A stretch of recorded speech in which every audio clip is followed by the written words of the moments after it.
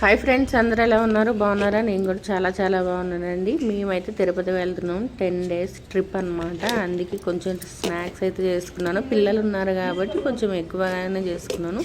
అది 10 రోజుల ట్రిప్ కాబట్టి మేము హాలిడేస్కి అయితే ఎక్కడికి వెళ్ళలేదండి. ఈ ట్రిప్ ఉందని, ఎందుకంటే మా పాపది డ్యాన్స్ ప్రోగ్రామ్ ఉంది కాబట్టి తిరుపతిలో. అందుకే మేము ఇప్పుడైతే నేర్చుకున్నామండి. స్కూల్ స్టార్ట్ అయిపోయినాయి. ఇంకా ఎలాగో పెద్ద పాప 10th.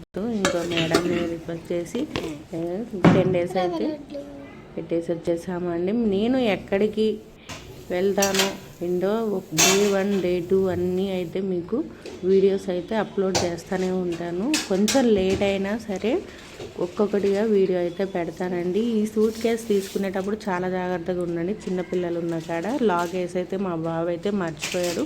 అంతా ప్యాక్ చేసుకున్నాక మర్చిపోయాడండి. ఇక్కడైతే యూట్యూబ్లో చూసి ట్రై చేసాం. మాకైతే రాలేదు. ఇంకా మా వారైతే తీసుకెళ్ళి లాగ్ తీపించుకొని వచ్చేసారు. మాకు 5:30కి అయితే ట్రైన్ ఉందన్నమాట.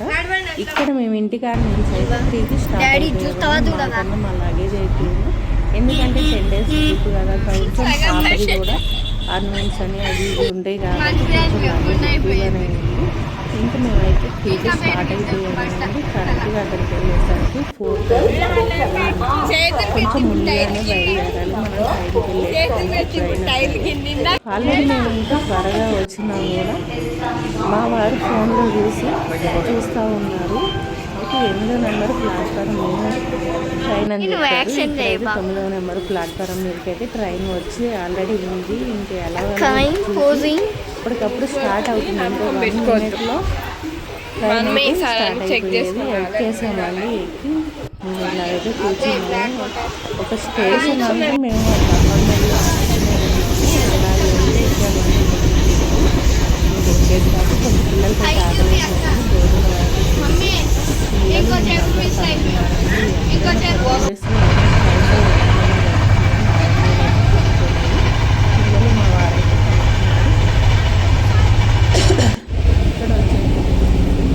ఇంకా ఏమేం చేస్తామో, ఎక్కడికి వెళ్తామో మొత్తం ఒక్కొక్కటి వీడియో అయితే అప్లోడ్ చేస్తాను.